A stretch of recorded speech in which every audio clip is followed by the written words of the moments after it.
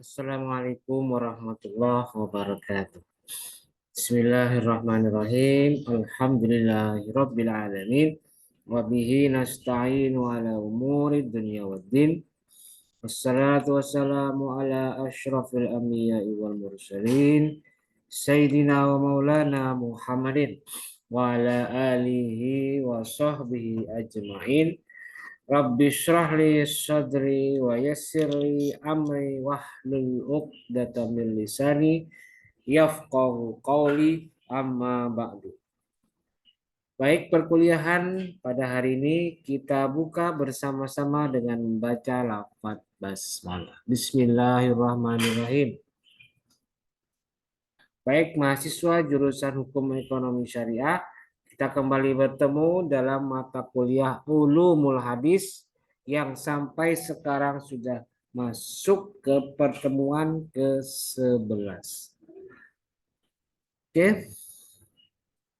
Dan semoga kalian tetap bersemangat meskipun kita dalam kondisi masih belum bisa bertatap muka karena kendala teknis. Karena kebetulan hari ini saya belum bisa kembali ke kampus karena masih ada di Jawa.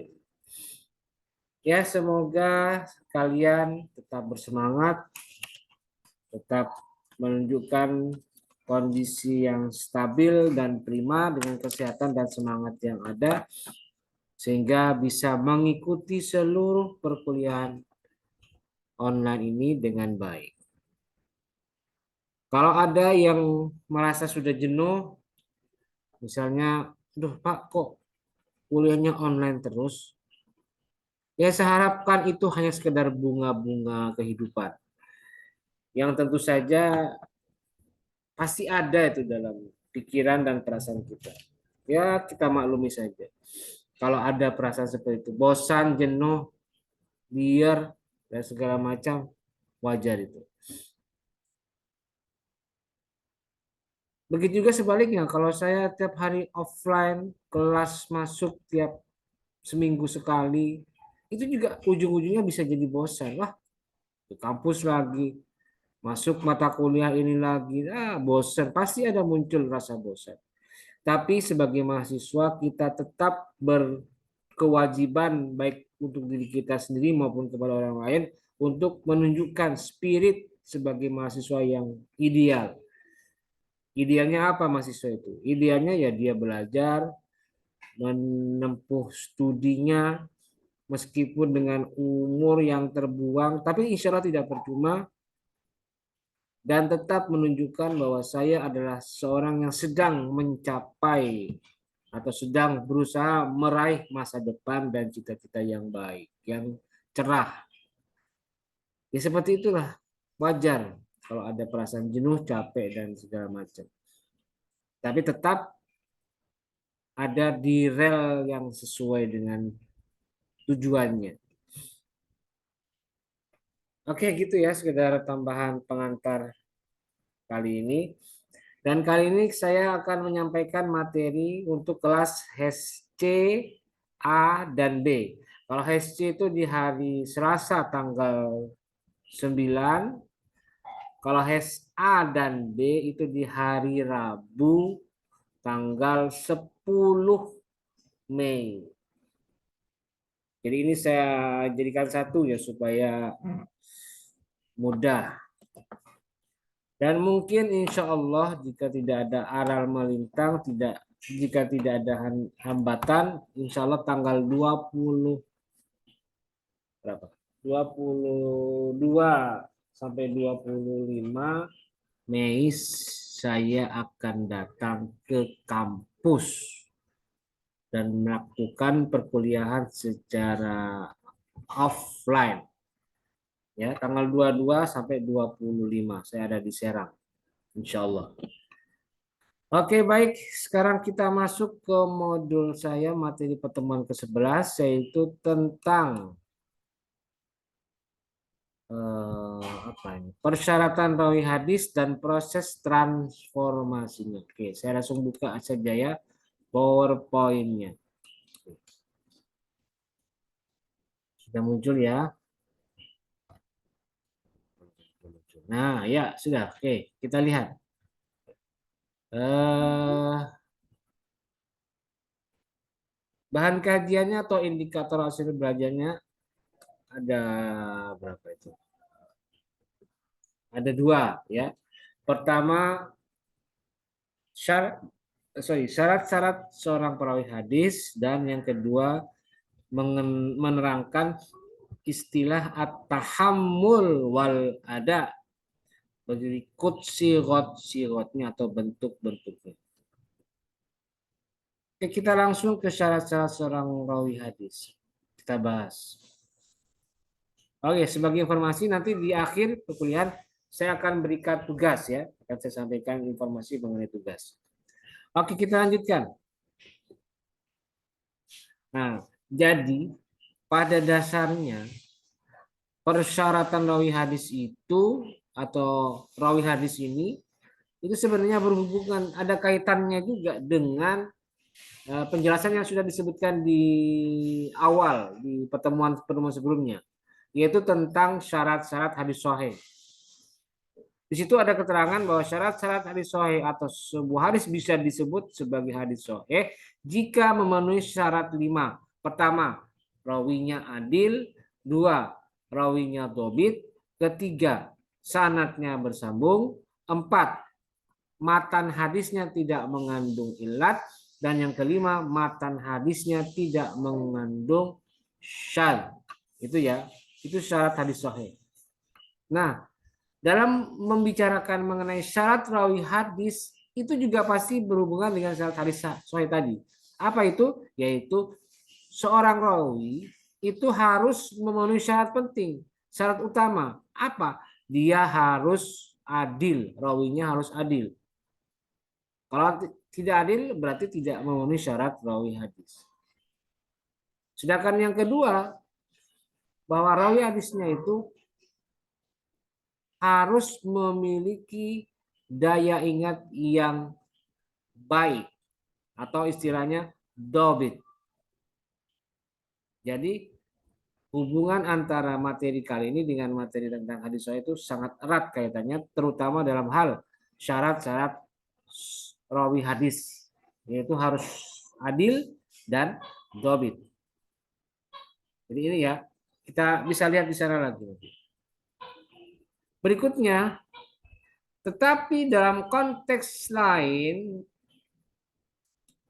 atau terkait dengan hal lainnya, ulama hadis juga berpendapat bahwa keabsahan orang-orang ini perlu ditelusuri lebih jauh bagaimana hukumnya terkait orang-orang yang berhubungan dengan dua ini. Yang pertama, anak-anak, dan yang kedua, orang kafir.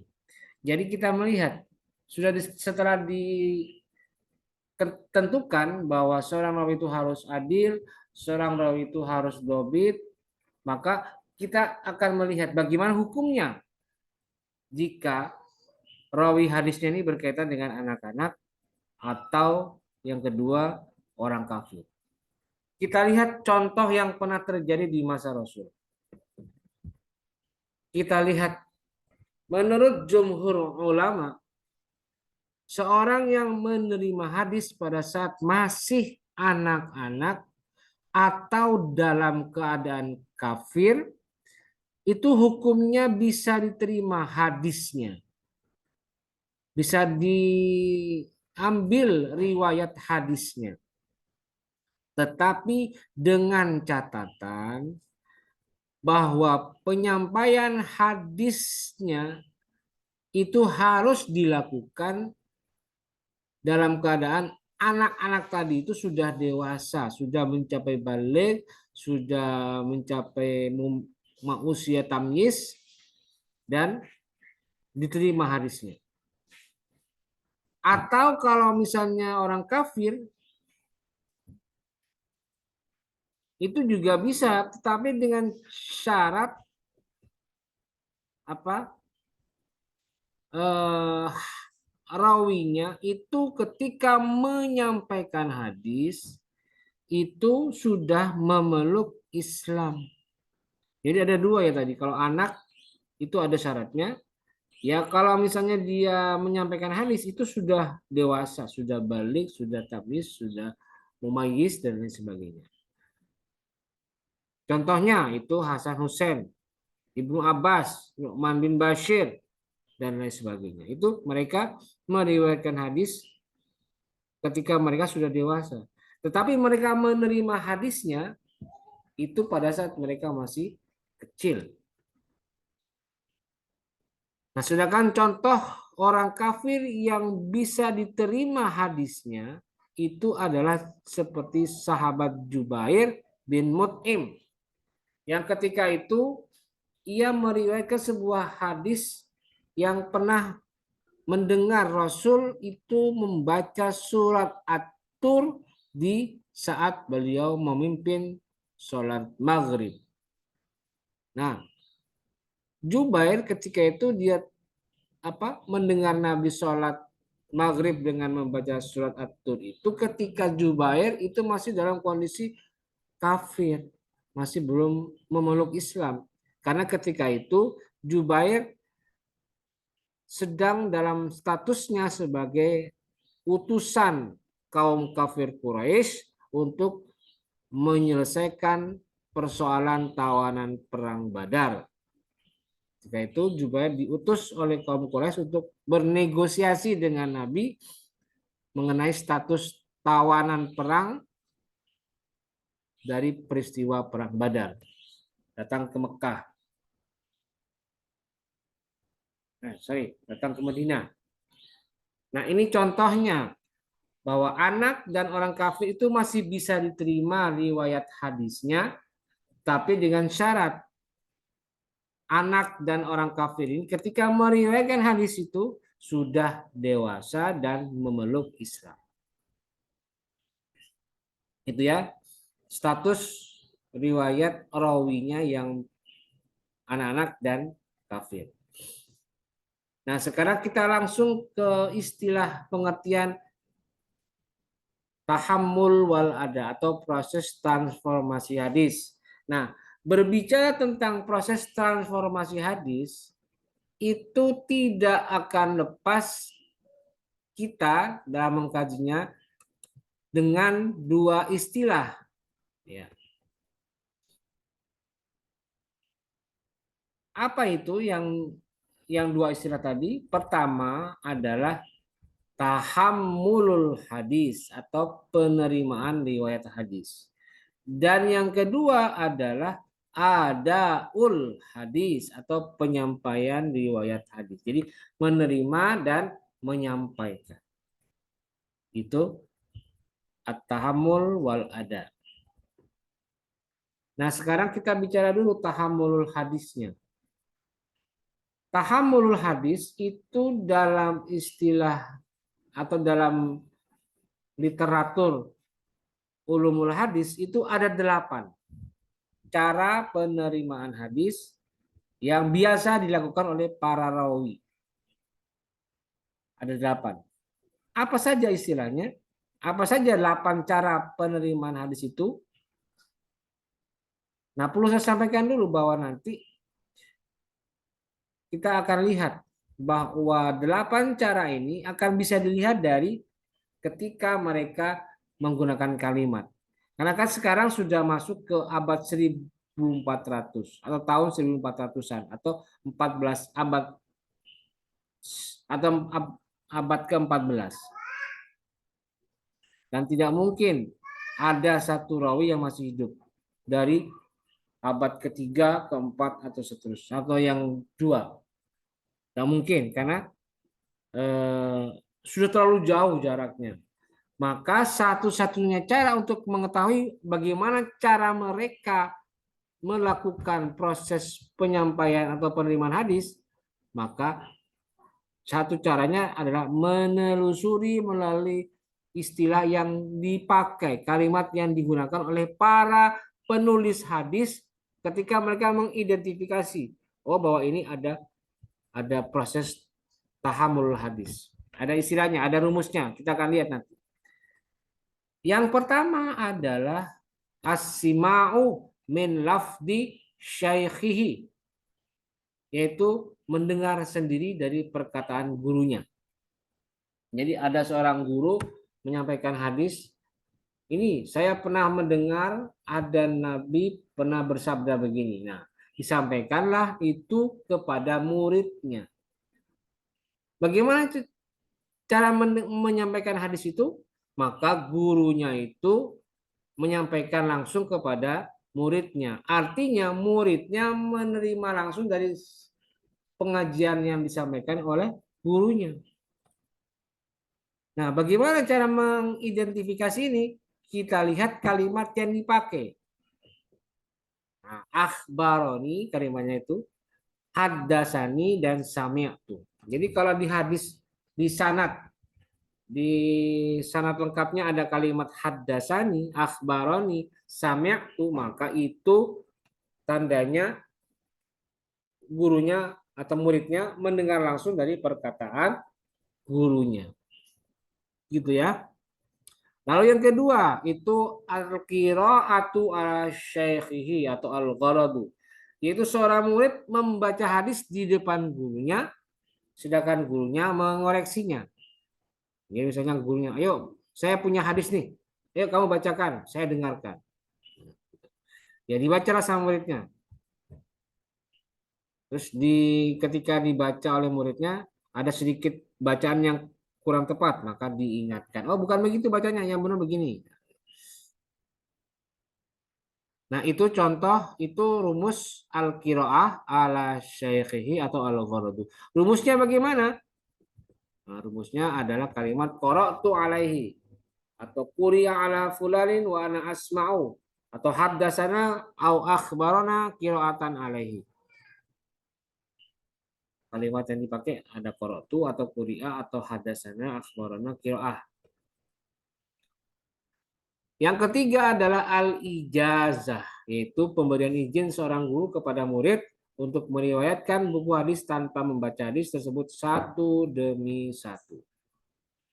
Rumusnya apa? Ajastulaka atau ajastuli siapa? Li muslimin, lil muslimina dan lain sebagainya. Oke, kalimat ajastu. Yang berikutnya adalah al-munawalah, yaitu seorang guru memberikan sebuah naskah asli kepada muridnya atau salinan yang sudah dikoreksi untuk diriwayatkan. Al-munawalah ini ada dua. Pertama ambaani. Nah, kalau ambaani itu disertakan dengan ijazah atau dibolehkan, diizinkan oleh gurunya.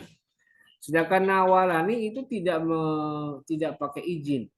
Oh, yang disampaikan aja tapi tidak ada keterangan saya izinkan. Itu ambani dan nawalani.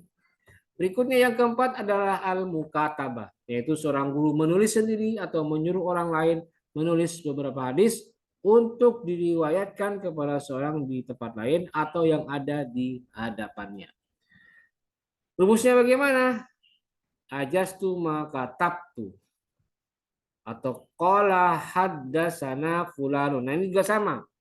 Al-mukatabah itu ada dua, bersama dengan ijazah dan tidak bersama dengan ijazah. Kalimatnya ajastu kalau yang bersama dengan ijazah, yang tidak bersama dengan ijazah itu qala haddasana fulanun. Kemudian yang berikutnya yang keenam al-wijadah, yaitu seorang menemukan catatan hadis seseorang yang disampaikan tanpa ada rekomendasi untuk meriwayatkan. Jadi cuma ketemu catatannya tanpa ada keterangan bahwa si penulisnya mengizinkan orang lain untuk meriwayatkan. Rumusnya ini adalah qara'tu bi khatti fulanin atau wajadtu bi khatti fulanin. Itu. Berikutnya yang ketujuh al-wasiyah, yaitu seseorang memberikan pesan dikala akan meninggal atau bepergian kepada orang lain dengan memberikan sebuah kitab yang akan diriwayatkan. Rumusnya apa? Auso ilayya, kalimatnya ada kata-kata auso. Dan yang terakhir yang kedelapan adalah al-i'lam, yaitu pemberitahuan guru kepada muridnya tentang sebuah riwayat, tetapi ia tidak menyuruh muridnya untuk meriwayatkan. Rumusnya apa? A'lamani fulanun. A'lamani, kalimatnya a'lamani. Nah, itu rumusnya. Nah, itulah tadi 8 cara penerimaan hadis atau tahammul hadis antara rawi satu dengan rawi yang lain. Nah, berikutnya yang kedua adalah cara penyampaian hadis atau adaul hadis. Ada dua cara adaul hadis. Yang pertama adalah lafadz yang menunjukkan bahwa rawinya mendengarkan langsung mendengar langsung dari gurunya. Rumusnya apa? Ini dia. Sami'tu, sami'na, haddasani, haddasana, akhbaroni, akhbarona, amba'ani, amba'ana. Yang kedua adalah lafadz yang menunjukkan kemungkinan rawinya mendengar sendiri atau tidak mendengar sendiri. Rumusnya apa? Ruwiya, hukiya, an, dan anna. Jadi mungkin saja bertemu, mungkin saja tidak bertemu. Nah, sekarang saya langsung kasih contoh ini. Ada contohnya sekarang. Kita pakai istilah atau pakai kalimat contohnya. Seperti apa? Kita lihat ini. Hadis yang bersumber dari Sahih Muslim tentang Kitabul Buyu'. Babu ibtali ba'il mulamasati wal munabadzati. Haddatsana Yahya bin Yahya At-Tamimi qala qara'tu ala Malikin an Muhammad bin Yahya bin Habban anil A'raji an Abi Hurairah anna Rasulullah sallallahu alaihi wasallam naha anil mulamasati wal munabadzati. Nah, kita cek, kita telusuri apa saja kalimat yang dipakai. Pertama ada hadasana, ya. Kedua ada qara'tu ala. Kemudian ada an, tuh ada ya. Nah, sekarang kita lihat apa itu hadasana. Ingat tadi di rumus yang pertama. Rumus pertama itu adalah ini kalimat atau tahammulul hadisnya yang dipakai adalah as-sima'u min lafzi syaikhihi. Kemudian qara'tu itu apa? Yaitu al-qira'ah ala syaikhihi atau al-gharadu. Yang berarti ini antara Yahya bin Yahya At-Tamimi itu dengan Muslim, Imam Muslim itu rumusnya adalah as-sima'u min lafzi syaikhihi. Artinya apa? Muridnya mendengar langsung penjelasan dari gurunya. Siapa gurunya ini? Gurunya adalah Yahya bin Yahya At-Tamimi dan muridnya adalah Muslim. Karena ini kan semakin mundur ya ke terakhir ini kan rawi terakhirnya adalah Imam Muslim. Itu Yahya bin Yahya.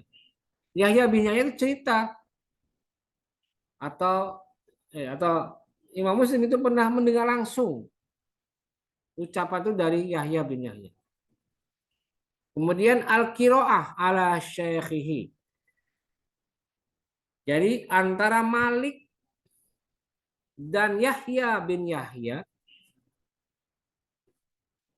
itu pernah terjadi pertemuan.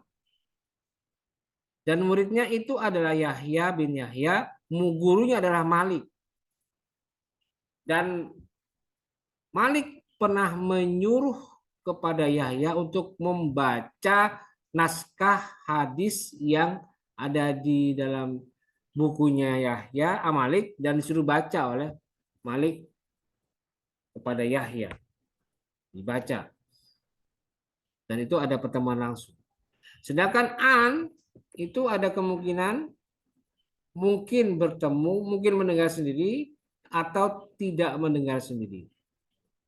Mungkin saja bertemu dan mendengar langsung, mungkin saja tidak mendengar langsung. Kita cek bagaimana riwayat, bagaimana rijalul hadisnya ini, bagaimana tawarikhil mutudnya atau sejarah, sorry bukan tawarikh, apa sejarah kelahiran dari para rawinya ini. Nah, kita lihat di sini ya. Abu Hurairah, Al-A'raj, Muhammad bin Yahya bin Habban, Malik, dan Yahya bin Yahya At-Tamimi, dan Imam Muslim. Imam Muslim itu lahir tahun 204. Sedangkan Yahya bin Yahya wafat 226. Jadi di saat Muslim lahir itu 20 tahun sebelumnya itu Yahya bin Yahya itu akan meninggal. Jadi umur Muslim ketika bertemu dengan Yahya bin Yahya sekitar antara umurnya Muslim itu antara 20 sampai 26 tahun ya. Jadi mungkin saja sudah cukup dewasa dan mungkin mereka pernah bertemu. Begitu juga antara Malik dan Yahya. Malik itu wafatnya tahun 179 sedangkan Yahya lahir tahun 142 Hijriah. Jadi kemungkinan pertemuan antara Malik dan Yahya terjadi di saat Yahya itu berumur 30-an tahun. Dan mungkin saja mereka bertemu dan mendengar langsung Malik, mendengar langsung Yahya itu disuruh oleh Malik untuk membaca riwayat hadis ini. Nah, begitu dan seterusnya sampai ke atas ya. Sampai seterusnya sampai ke Abu Hurairah. Cara mengecek apakah benar rawinya ini saling berkomunikasi satu dengan yang lain dan bagaimana metode yang dipakai. Apakah sima atau al-qiraah atau al-wijada atau al-munawala atau al-mukataba atau al-wijada atau al-wasiyah dan lain sebagainya. Ya, jelas ya? Oke. Selesai? Jadi itulah beberapa metode tahammul hadis dan adaul hadis. Berikutnya saya akan jelaskan mengenai tugas. Tugas yang perlu kalian kerjakan nanti pada saat waktu yang akan saya tentukan nanti. Oke, saya akan tampilkan dulu tugasnya.